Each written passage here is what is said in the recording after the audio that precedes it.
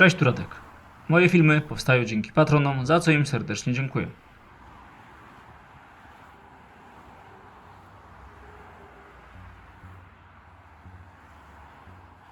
Pod koniec 2025 roku zostały ogłoszone 4 przetargi na nowe odcinki drogi S11 w województwie wielkopolskim o łącznej długości 78 km. Została także uchylona decyzja środowiskowa dla przebiegu drogi z Jastrowia do Piły. Bardzo często w komentarzach dostawałem od Was prośbę, żeby nagrać materiał o całej drodze S11.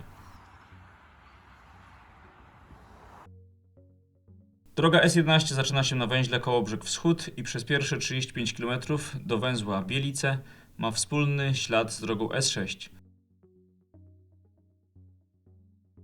Następnie od Koszalina S11 jest dostępna na otwartym w 2023 roku odcinku długości 49 km do węzła Bobolice. W tym roku planowane jest rozpoczęcie budowy obwodnicy Bobolic, która ułatwi dojazd do tego węzła od strony DK25, a gdyby Zarząd Dróg Wojewódzkich zdecydował się przedłużyć ją na północ do drogi 205, to ruch tranzytowy zostałby już całkowicie wyeliminowany z tego miasta.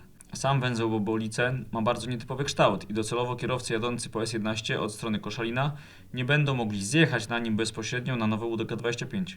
Będą musieli pojechać 200 metrów na zachód, zawrócić na rondzie z drogą wojewódzką 171, wrócić na węzeł i dopiero wtedy pojechać na wschód na DK25. Będzie to moim zdaniem dość nieintuicyjne rozwiązanie. Z Bobolic do Szczecinka droga S11 jest w budowie na długości 24 km. Głównym wykonawcą pracy jest firma Intercor.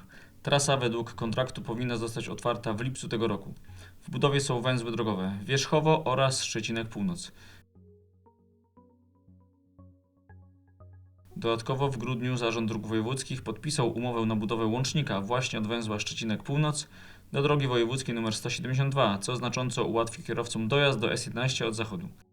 A teraz chwila na zaprezentowanie partnera odcinka. Na hasło Autostrady otrzymacie 30% zniżkę na zakup raportu Car Vertical. Jest to usługa, która umożliwia sprawdzanie historii pojazdu w ponad 30 krajach. Dane są pobierane z różnych źródeł. Od firm ubezpieczeniowych, z krajowych rejestrów, ze stron internetowych zajmujących się sprzedażą aut, a także od producentów samochodów. Dane przedstawiane są w łatwym odbiorze raporcie. Głównym celem jest pomoc osobom, które kupują używane samochody w poznaniu prawdziwej historii pojazdu, uniknięciu niechcianych kosztów naprawy oraz marnowania cennego czasu na sprawdzanie samochodu. Generując raport na podstawie numeru rejestracyjnego pojazdu lub numeru VIN, otrzymasz czytelny dokument zawierający informacje o przeglądach technicznych, przebiegu, wypadkach, rejestracjach oraz inne przydatne dane. Jeśli zakupiony raport historii pojazdu nie zawiera danych, użytkownik automatycznie otrzyma zwrot wydanych punktów kredytowych. Pamiętajcie, że na hasło Autostrady otrzymacie 30% zniżkę na zakup raportu. Kolejny fragment trasy to otwarta w 2019 roku obwodnica Szczecinka długości 11 km. Ciekawostką jest to, że według generalnego pomiaru ruchu z 2020 i 2021 roku był to najbardziej pusty fragment dwujezdniowych dróg klasy A i S oprócz odcinków przygranicznych. Średnio po tej trasie jeździło od 4 do 6 tysięcy pojazdów na dobę. Oczywiście wynika to z tego, że bardzo wielu kierowców omija drogę numer 11, jeśli tylko może, jadąc nad morze. W 2025 roku trwały nowe pomiary, więc niedługo będziemy mogli się przekonać, czy coś już się zmieniło. Wraz z oddawaniem kolejnych odcinków S11 z pewnością rozkład ruchu w tej części kraju będzie się zmieniał coraz bardziej. Na węźle Szczecinek Południe do S11 dochodzi otwarta w zeszłym roku południowa obwodnica Szczecinka w ciągu DK20. Tuż przed świętami Bożego Narodzenia Generalna Dyrekcja ogłosiła przetargi na projekt i budowę 2 odcinków S11. Pierwszy z nich prowadzi od węzła Szczecinek Południe do węzła Podgaje, tuż obok obecnego skrzyżowania DK11 z DK22. Na całym 25-kilometrowym fragmencie nie zaplanowano budowy żadnego pośredniego węzła. Osobiście uważam, że będzie brakowało węzła w okolicy miasta Okonek. Drugi ogłoszony przetarg obejmuje wspólny odcinek S11 i DK22 od węzła Podgaje do węzła Jastrowie, gdzie te dwie trasy się rozdzielają. Jest to długo wyczekiwana obwodnica Jastrowia. Pierwotnie na tym odcinku planowany był też węzeł Jastrowie Północ, który miał być zlokalizowany koło kopalni Kruszywa oraz bazy paliw PERN. Jednak ostatecznie ten węzeł nie powstanie, przez co pojazdy ciężarowe jadące do tych zakładów wciąż będą musiały przejeżdżać przez centrum Jastrowia. Oba przetargi obejmują łącznie 35,5 km nowej drogi ekspresowej, a jej otwarcie jest spodziewane za około 5 lat. Pod koniec 2025 roku została uchylona decyzja środowiskowa dla odcinka z Jastrowia do Piły długości około 25 km. W związku z tym Generalna Dyrekcja będzie musiała na nowo przeanalizować przebieg tej trasy, a wniosek o nową decyzję środowiskową może zostać złożony pod koniec 2026 roku.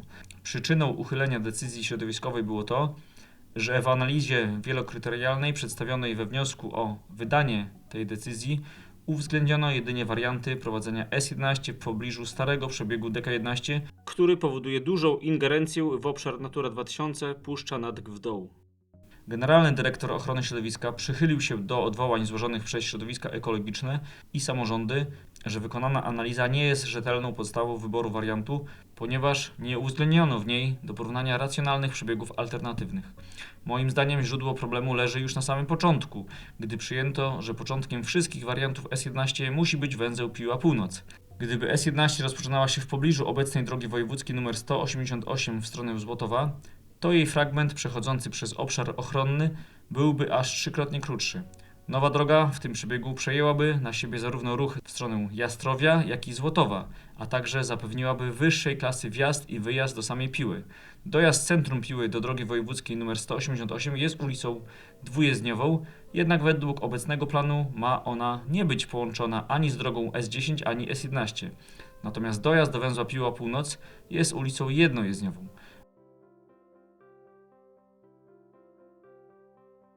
W ostatnich miesiącach Generalna Dyrekcja rozpoczęła nawet analizę dodatkowych wariantów S11 po stronie wschodniej, tyle że nawet wariant 5, czyli niebieski, poprowadzony na południe od drogi 188 i tak został sztucznie odgięty do węzła Piła Północ. Przez to trasa S11 znacznie się wydłuża i powoduje to większą ingerencję w obszary chronione niż gdyby droga prowadziła wzdłuż drogi 188, a także wymaga to budowy dodatkowej pary mostów przecinających rzekę Gwda. Jeżeli te warianty zostaną wskazane we wniosku o wydanie nowej decyzji, to nie zdziwię się, jeśli za kilka lat ona też zostanie uchylona, bo zostaną zgłoszone odwołania dokładnie analogiczne co teraz, że analiza przedstawiona w nowym wniosku jest niekompletna, bo nie rozważano przebiegów przechodzących do obwodnicy Piły bez przecinania cennych terenów koryta Gwdy w obszarze Natura 2000. I będą to zarzuty w pełni uzasadnione, więc obawiam się, że za kilka lat możemy znaleźć się znów w punkcie wyjścia. Węzeł Piła Północ jest objęty trwającą umową Zaprojektuj i zbuduj dla drogi S10. Budowa teraz tego węzła w pełnym zakresie oznaczałaby ogromną skalę utraconych kosztów, jeżeli analizy środowiskowe i ruchowe pokażą, że S11 powinna jednak zaczynać się w innym miejscu. Aby tego uniknąć, konieczne moim zdaniem jest podpisanie teraz aneksu, aby wykonawca S10 uzyskał ZRID dla projektu całego węzła, ale wybudował tylko łącznicę w jego zachodniej części oraz jezdnię główną S10. Ta część węzła zapewni funkcjonalne połączenie z obecną DK11 i z dojazdem do Piły. Natomiast wschodnia część, stanowiąca planowane połączenie dwóch dróg ekspresowych, może bez żadnego problemu zostać dobudowana w oparciu o uzyskany już teraz ZRID przy okazji budowy kolejnego odcinka S11, jeżeli analizy wykażą, że do tego węzła S11 powinna prowadzić. Podobne przypadki, gdzie bezpowrotnie zaprzepaszczono przebieg nowych dróg obok większych miast, to m.in. zaprojektowanie S7 koło Glinojecka zamiast koło Ciechanowa, czy trasy S74 koło Żarnowa zamiast koło Opoczna i Końskich. Tam również na siłę utrzymano się starego przebiegu drogi krajowej. Ogromna szkoda, że w analizie wielokryterialnej przygotowanej do wniosku o decyzję środowiskową nie uwzględniono przebiegu S11 prowadzącej bliżej Złotowa, który jest znacznie większym miastem od Jastrowia. Taki przebieg mógłby zabrać ruch z obu miast, ponieważ mieszkańcy Jastrowia wciąż mieliby łatwą możliwość dojazdu do S11 przez drogę 189, a dodatkowo pozwoliłoby na wyprowadzenie ruchu Złotów-Piła z centrum miasta Krajenka. Skoro Generalna Dyrekcja ogłosiła już przetarg na odcinek z Podgaja do Jastrowia, a decyzja środowiskowa na przebieg wzdłuż DK11 została odrzucona, to ktoś może powiedzieć, że w takim razie wszystko jest już przesądzone i na zawsze pozostaniemy z przebiegiem S11, który będzie nielogiczny i powyginany, zwłaszcza jeżeli nowa decyzja zostanie wydana na wariant niebieski. Jednak uważam, że niekoniecznie musi tak być. Odcinek z Podgaja do Jastrowia, na który został ogłoszony przetarg, powinien zostać wybudowany tak czy tak, bo jest on bardzo potrzebny jako obwodnica Jastrowia w ciągu DK22, niezależnie od tego, czy docelowo byłby to wspólny przebieg S11 i DK22, czy nie.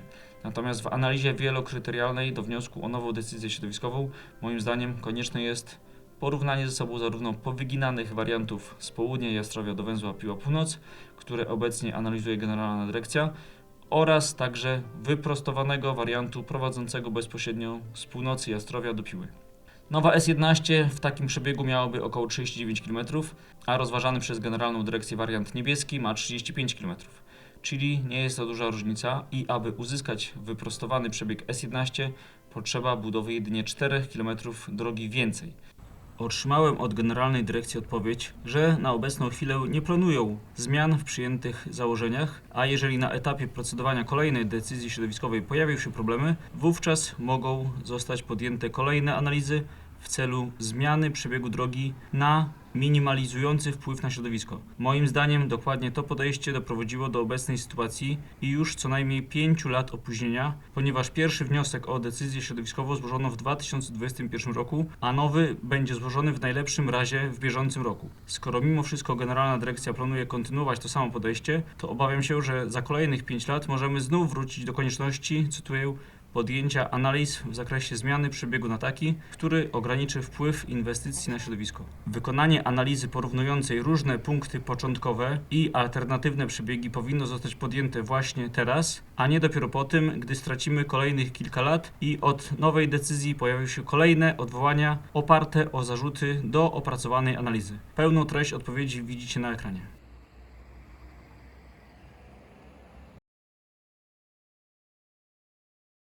Za to dla kierowców jadących po S11 trasa byłaby krótsza o 11 km, a dla kierowców jadących do centrum Piły byłoby to 10 km mniej, więc daje to ogromną różnicę w długości każdego przebiegu.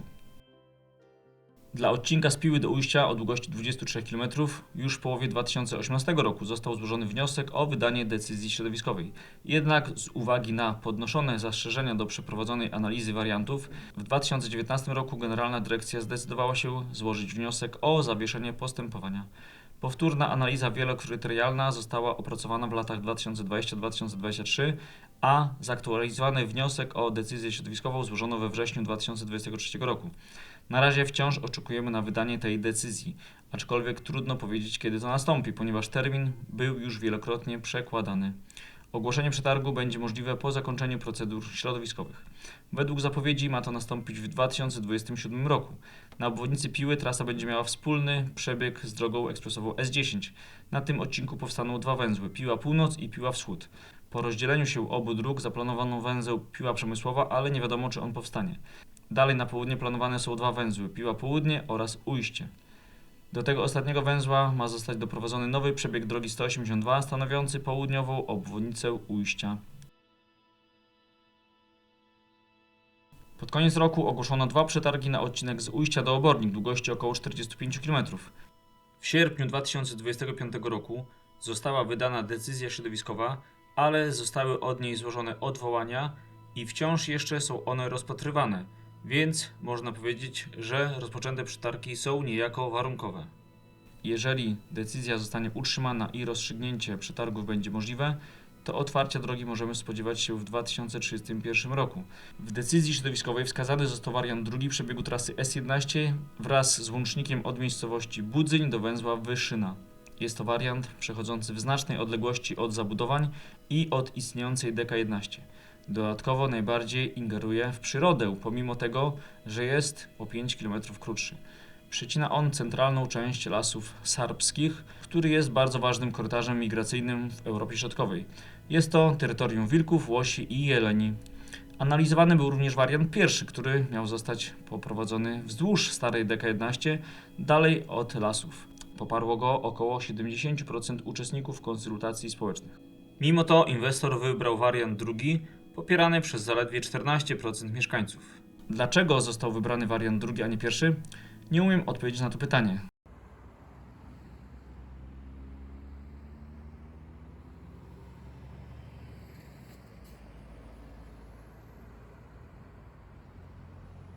Natomiast kilka dni temu otrzymałem odpowiedź na moje pytanie, które widzicie na ekranie.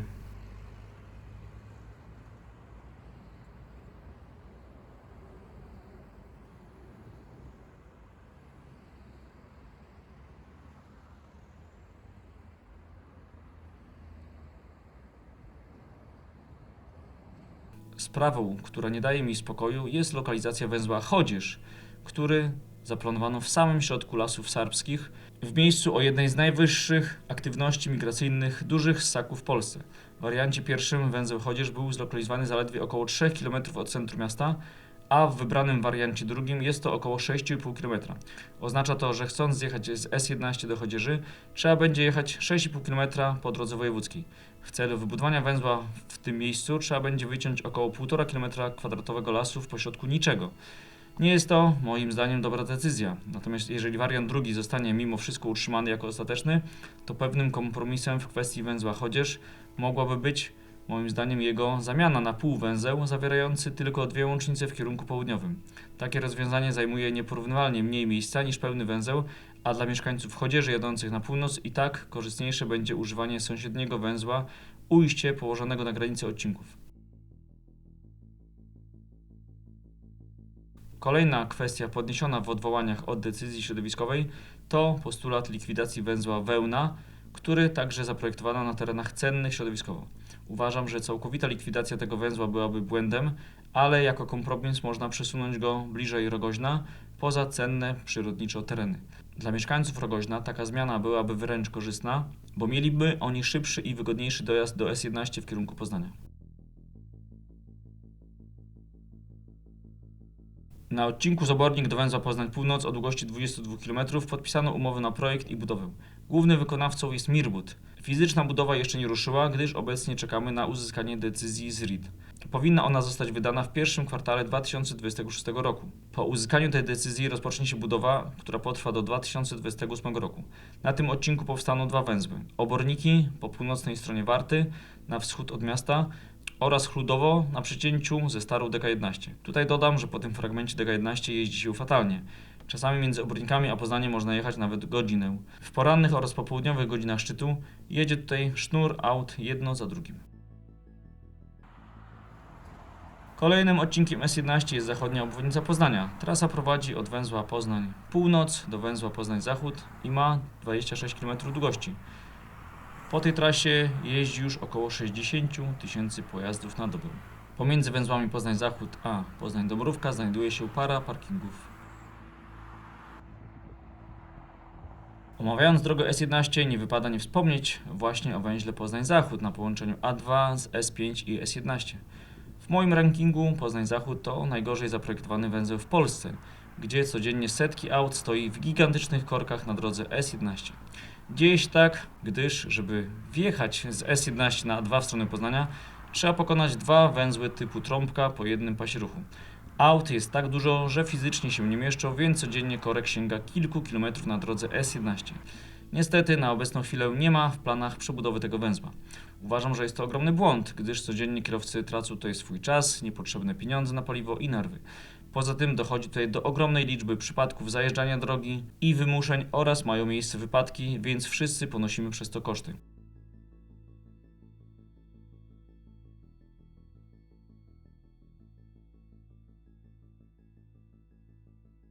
Zastanawiając się nad tym, czy ten problem da się naprawić bez konieczności wyburzenia węzła i budowania go od nowa, wymyśliłem wraz z kolegą taką koncepcję możliwej poprawy węzła Poznań Zachód, która wykorzystuje już istniejące łącznice i wiadukty na tym węźle. Dziękuję za uwagę. Dalszy przebieg drogi S11 na południe od Poznania omówię, kiedy zostanie wydana decyzja środowiskowa ustalająca jej przebieg na odcinku Kurnik-Jarocin, Ostrów Wielkopolski, co ma nastąpić już niedługo. Czekam niecierpliwie, bo obecnie po tej drodze jeździ się bardzo źle. Film tradycyjnie pomógł mi wykonać Krzysztof Kleiner, za co mu serdecznie dziękuję. Oczywiście zapraszam do dyskusji. Pozdrawiam, Radek.